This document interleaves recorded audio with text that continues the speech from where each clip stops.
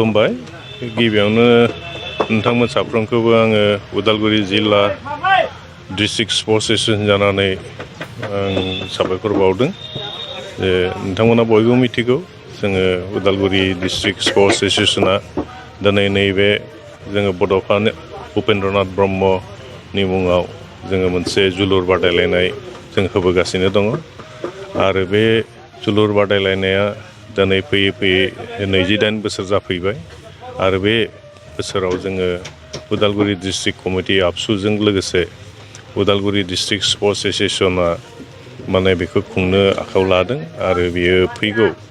25 अक्ट'बरनिफ्राय 5 नभेम्बरसिम बे खेलाया सोलिगोन आरो बेवहाय मोन 10टा जोलुर बादायगिरि क्लाबफोरा बेवहाय बाहागो लादों आरो बेवहाय गिबियावनो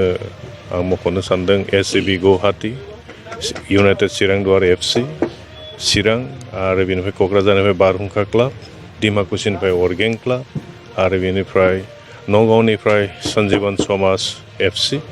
आरो केरेलानिफ्राय दङ लुका सकार एफसि केरेलानिफ्राय बे बाहागो लागोन लोगोसे जोंहा नैबे उदालगुरि डिस्ट्रिक्ट स्पर्ट्स एसोसिएशननि सिङाव जि सुपार लिग जाहा जायो सुपार डिभिजन फुटबल बादायलायनाय जायो बिनि जि टप 4 टीम मोनब्रै माने गोजौ थाखोनि जि दोलो दोङो बिसोरो बेवहाय बाहागो लागोन आरो आं आसा खालामदों गाबोन जोङो बेखौ बेखेवजेननो थांगासिनो दङ आरो बेवहाय गासै रायजो राजानि जों हेफाजाबखौ मोनगोन आरो बेनिफ्राय गाबोन जोंहा गाहाय आलासि हिसाबै बिटिसिनि मानगोनां गेलेग्रा बिफाननि EM दावबायसा बर' बिथाङा बेवहाय बाहागो लागोन आरो जोङो बे खेलाखौ दैदेननो थाखाय मोनसे टुर्नामेन्ट कमिटि जोङो दाना होनाय जादों आरो बे टुर्नामेन्ट कमिटिनि चेयारमेना जाबाय जोंनि उदालगुरि डिस्ट्रिक्ट स्पर्ट्स एसोसिएशननि प्रेसिडेन्ट जोंनि उदालगुरि समस्तिनि MLA आरो बिटिसिनि डेपुटि चिफ बिथां मानगोनां गबिन्द बसुमतारी बिथाङानो बे बिबानाव दङ आरो चिफ कनभेनर हिसाबै जोङो रुपस बाग्लारिखौ सायख'नानै बे टुर्नामेन्टआ जाहाथे जागायजेननायनिफ्राय जोबनायसिम मोजाङै सिरिबाङै जालाङो बा जों बेखौ खुंफुंनो हायो बिनि थाखाय बिथांमोना एकदम सान हर खामानि मावगासिनो दङ आरो आसा खालामदों बे टुर्नामेन्टआ जोबोद मोजाङैनो जाफुंलांगोन आरो नोंथांमोननो फोरमायनो लुगैदों दि आङो बियो जाहा all India permitted football tournament बेवहायनो भारतनिफ्राय जायखिजाया दोलोखौ जों बेवहाय लानानै गेलेनो हायो 28थि all India Bodofa Upendranath Brahma gold cup football tournament बियो गाबोन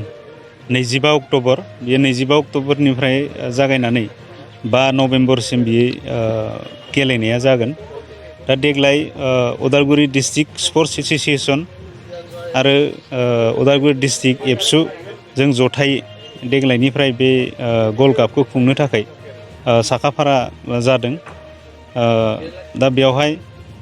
आङो साफ्रोमबो गेलेनायखौ नायनो मोजां मोनग्रा साफ्रोमबो रायजो राजाखौ आं खावलायनो सानदों नोंथांमोननि बे चेनेलनि गेजेरजों जे थांनाय समफ्राव जेरैबायदि बे गल्ड कापखौ साफ्रोमबो नायनो फैदों देग्लायबो गाबोननिफ्राय जि जानो गोनां फुटबल बादायलायनाय बेवहाय जोंनि ओनसोलनि साफ्रोमबो रायजो राजा मेलेमजिबि सानसुमै नोंथांमोनखौ बै गेलेनाय बादायनायनिखौ जाहाथे बयबो नायनो फैयो